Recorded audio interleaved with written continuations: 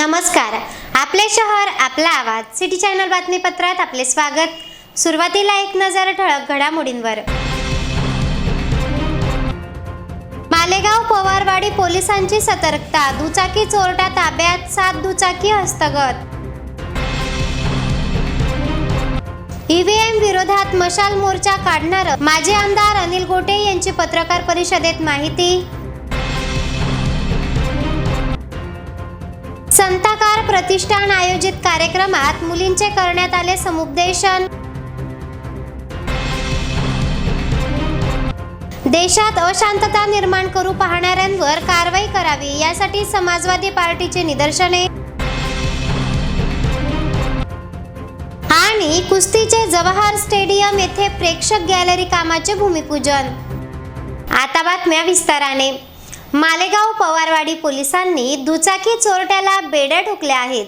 त्यांच्याकडून चोरीच्या 7 दुचाकी हस्तगत करण्यात आल्या असून त्यास चौकशीसाठी चांदवड पोलिसांच्या हवाली करण्यात आले आहे। चांदवड, सटाणा, नामपूर, देवळा परिसरातून चोरीस गेलेल्या अनेक दुचाकींचा छडा पवारवाडी पोलिसांनी लावला आहे।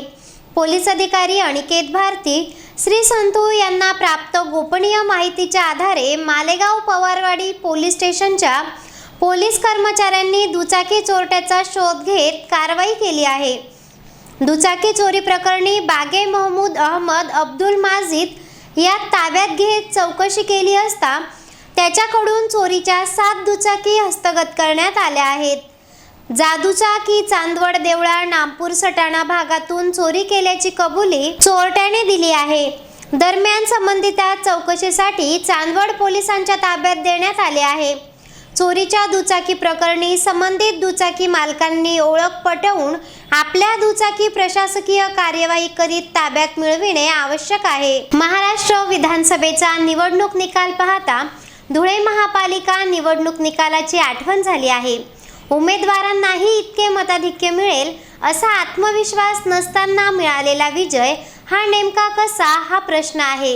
हा विजय ईव्हीएमचा आहे, म्हणूनच ईव्हीएम विरोधात मशाल मोर्चा काढतानाच ईव्हीएमची अंत्ययात्रा देखील काढणार असल्याची माहिती माजी आमदार अनिल गोटे यांनी आयोजित पत्रकार परिषदेत दिली आहे। महाराष्ट्र विधानसभा निवडणुकीत धुळे विधानसभा मतदारसंघातून शिवसेना ठाकरे गटाचे अधिकृत उमेदवार माजी आमदार अनिल गोटे यांचा धक्कादायक पराभव झाला आहे।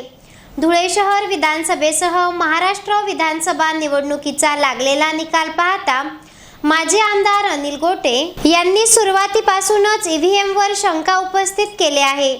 ईव्हीएम विरोधात 9 डिसेंबर रोजी मशाल मोर्चाचे आयोजन धुळ्यात करण्यात आले आहे।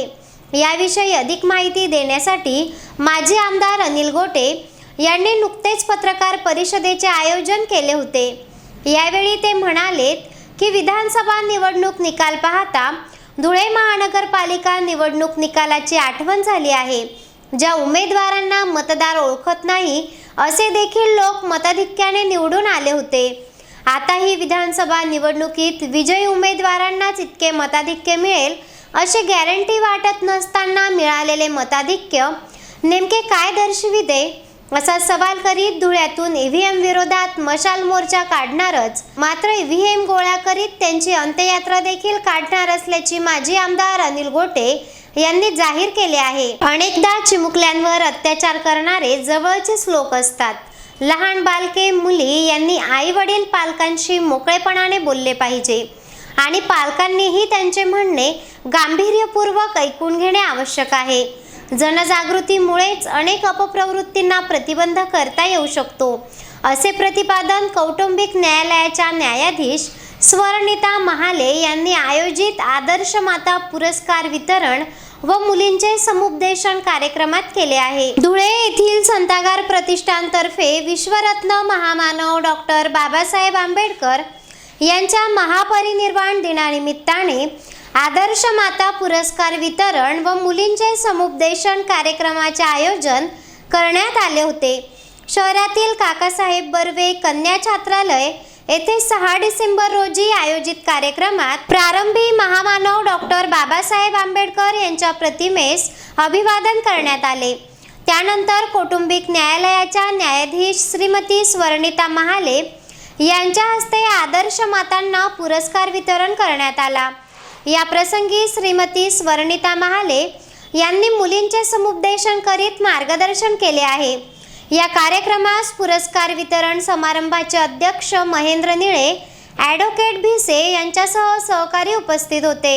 अनैतिक व्यापारामध्ये सुद्धा ह्या मुलींना विकण्यात येतं। अनैतिक व्यापार म्हणजे काय की यांच्या परिस्थितीचा गैरफायदा घेऊन त्यांना वेश्या व्यवसायाला लावण्यात येतं, किंवा जे अश्लील सिनेमे बनवले जातात त्यांच्यामध्ये सुद्धा ह्या मुलांचा वापर केला जातो, किंवा भीक मागण्यासाठी सुद्धा आपण पाहतो की भीक मागायला सुद्धा ह्या मुलांना वापरण्यात येतं। मग अशा वेळेला लोकांनी त्यांना भीक द्यावी, मग एखाद्याचा हातपाय जायबंदी करणं, त्याला अपंग करणं, अशाही गोष्टी केल्या जातात। म्हणूनच स्वातंत्र्य आणि स्वैराचार याच्यामधली जी बारीक रेषा असते ना, त्याची आपल्याला जाणीव असायला पाहिजे। आपल्याला आईवडिलांचा कितीही राग आला आणि अनोळखी व्यक्ती आपल्याला कितीही सहानुभूती जरी दाखवत असली तरी एक गोष्ट लक्षात ठेवायची की आपली सगळ्यात जास्त काळजी ही फक्त आपल्या आईवडिलांना असते। ते रागवतात तरी कशासाठी रागवतात आपल्याला? तुमचं चांगलं व्हावं, तुम्ही चुकीच्या मार्गावरनं जाऊ नये ही त्यांना काळजी असते, म्हणून ते रागवतात। तुम्ही काही चुकलं किंवा एखादी चुकीची गोष्ट तुम्ही केली तर शेजारी येतो का रागवायला? नाही, कारण त्यांना तुमची काळजी तुमच्या आईवडिलांइतकी नसते। त्याच्यामुळे आईवडील जरी रागवले तरी त्यांच्यावर रागवून काहीतरी चुकीचं पाऊल उचलण्यापेक्षा आपण हा विचार करावा की त्यांचं हे रागवण्यामागचा उद्देश काय असावा। आता इथे पालक आणि शिक्षक पण आहेत, तर बराचसा काळ ही मुलं शाळेमध्ये कॉलेजमध्ये असतात, पण आजकाल काय झालेलं आहे, घरामध्ये सुद्धा मोबाईलमध्ये संवाद कमी झालेला आहे। किती मुलं आहेत तुमच्या घरी आले की तुम्ही त्यांना विचारता की आज शाळेत काय केलं, किंवा आज कॉलेजमध्ये काय केलं, किंवा आज तुझ्या ऑफिसमध्ये काय झालं, असं विचारतो का आपण? यानंतरच्या बातम्या अल्पशा विश्रांतीनंतर। चेहरा आणि शरीरावरील अनावश्यक केस, मुरूम, गोंधन तसंच चेहऱ्यावरील पुटपुळ्या, चेहऱ्यावरील व्रण, डाग, मोस, वांग या आणि यासारख्या अन्य व्याधींपासून आपण त्रासला आहात का? मग एवढी चिंता करताय कशाला? कारण लेसर मशीनद्वारे उपचार पद्धती आता आपल्या धुळे शहरातच उपलब्ध झाली आहे। गोंधन काढण्यासाठी अत्याधुनिक क्यूसिस लेसर मशीन, आपल्या चेहऱ्यावरील तसेच त्वचेवरील विविध समस्यांच्या निवारणासाठी धुळे जिल्ह्यातील प्रख्यात त्वचारोग तज्ज्ञ डॉक्टर भूषण चौधरी यांचं चौधरी त्वचारोग क्लिनिक, गली नंबर 4, पाट बाजार, धुळे। फोन 235 570। बाबरी मशीद पाडणाऱ्यांवर कारवाई करण्यात यावी, देशात अशांतता निर्माण करू पाहणाऱ्यांवर तात्काळ कारवाई करावी अशी मागणी करीत धुळ्यात समाजवादी पार्टीने निदर्शने केली आहेत। भारतातील उत्तर प्रदेश राज्यात असलेली बाबरी मशीद पाळण्यात आली आहे। बाबरी मशीद पाडणाऱ्यांवर अद्यापही कठोर कारवाई करण्यात आलेली नाही। संबंधितांवर तात्काळ कारवाई करावी, देशात अशांतता निर्माण करू पाहणाऱ्या शक्तीवर कारवाई व्हावी अशी मागणी करीत समाजवादी पार्टीने धुळे शहरात निदर्शने केली आहेत। समाजवादी पार्टीच्या वतीने 6 डिसेंबर काळा दिवस पाळण्यात आला। या आंदोलनात समाजवादी पार्टीचे पदाधिकारी व कार्यकर्ते सहभागी झाले होते। डिसेंबर 1992 रोजी पूर्ण देशात काळा दिवस म्हणून पाळण्यात येत आहे। या दिवशी देशातील भारतीय घटना याची उघडपणे पायमल्ली करण्यात आली। सर्वोच्च न्यायालयाचा अपमान करीत समाजकंटकांनी बाबरी मस्जिद शहीद केली। त्यानंतर पूर्ण देशात जातीय दंगली घडून आल्या। या दंगलीत हजारो लाखो निरपराध लोकांचा बळी गेला, करोडो अब्ज रुपयांची संपत्तीची हानी झाली आणि त्यानंतर पूर्ण देशात जातीवादाचे बीज पेरले गेले। त्याचाच परिणाम म्हणून आज सातत्याने देशात नवनवीन धार्मिक मुद्दे उकरून काढण्यात येत आहे। कधी ज्ञानवापी मस्जिद तर कधी संबलची जामा मस्जिद। आता त्यांनी पूर्ण देशात किंवा पूर्ण जगात त्या जे श्रद्धास्थान असलेले, प्रत्येक धर्माचे आदरस्थान असलेले अजमेर दर्गा सुद्धा त्यांनी त्या वादाच्या भोवऱ्यात आणण्याचा प्रयत्न केला जात आहे। आज जर त्यावेळी उघडपणे 1991च्या कायदा धार्मिक स्थळाबद्दलचा कायदा होता की 1947च्या पूर्वीच्या ज्या धार्मिक स्थळ आहेत ते जैसे ते वैसे राहील, परंतु त्याला धुडकावून या लोकांनी बाबरी मस्जिद शहीद केली, जो प्रकरण न्यायप्रविष्ट असताना त्यांनी ती इमारत तोडली, जी वास्तू तोडली, मुळात त्यांना अटक व्हायला पाहिजे होती, त्यांना शिक्षा व्हायला पाहिजे होती. असं न केल्यामुळे आज प्रत्येक ठिकाणी नवनवीन मुद्दे उकरून आज जातीय तेढ निर्माण करण्याचा प्रयत्न केला जात आहे. देशातील एकता अखंडता बाधित करण्याचा प्रयत्न केला जात आहे. देशात अशांतता पसरवण्याचं एक काम हे लोक करीत आहे. आणि ज्या लोकांनी बाबरी मस्जिद शहीद केली, उघडपणे अन्याय केला, गुन्हा केला, त्यांना कुठल्याही प्रकारचे ते आजपर्यंत मोकाट फिरत आहे. त्यांना जर अटक झाली असती आणि त्यानंतर घडलेल्या मुंबईतील दंग्याची चौकशी झाली असती, त्याचा अहवाल ओपन झाला असता, त्या गुन्हेगारांना शिक्षा झाली असती, तर या देशात आज ज्या जातीवादाचे पीक पेरले जात आहे, ते जातीवाद उफलून येत आहे, ते कधी होणार नव्हते. आम्ही या घटनेची पायमल्ली करणाऱ्या समाजकंटकांचा निषेध करतो आणि बेजबाबदारपणाने प्रशासनाचे वागण्याचा आम्ही निषेध करतो आणि बाबरी मस्जिद शहीद करणाऱ्यांना अटक करून शिक्षा झाली पाहिजे अशी मागणी करून आज 7 डिसेंबर आम्ही काळा दिवस पाळून समाजवादी पार्टीतर्फे जाहीर निषेध करतो. जय हिंद, जय समाजवादी. धुळे शहरातील कुस्तीचे जवाहर स्टेडियम येथील प्रेक्षक गॅलरी कामाचे भूमिपूजन नुकतेच करण्यात आले आहे.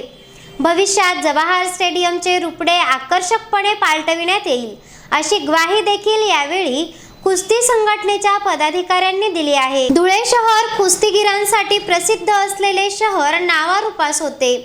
अर्थात धुळे शहरातील मल्लांनी आपली खासियत आजही जपली आहे. धुळे शहरातील कुस्तीचे जवाहर स्टेडियम येथे कुस्तीगीर संघटनेच्या पुढाकारातून प्रेक्षक गॅलरीचे भूमिपूजन नुकतेच धुळे महापालिका स्थायी समितीचे माजी सभापती वालीबेन मंडोरे यांच्या हस्ते करण्यात आले आहे. यावेळी रवींद्र आघाव, कल्याण गरुड यांच्यासह धुळे तालुका राष्ट्रीय तालीम संघाचे पदाधिकारी आणि कुस्तीगीर संघटनेचे पदाधिकारी, कार्यकर्ते व अनेक मल्ल उपस्थित होते. याचबरोबर सिटी चॅनल बातमीपत्र समाप्त झाले. नमस्कार.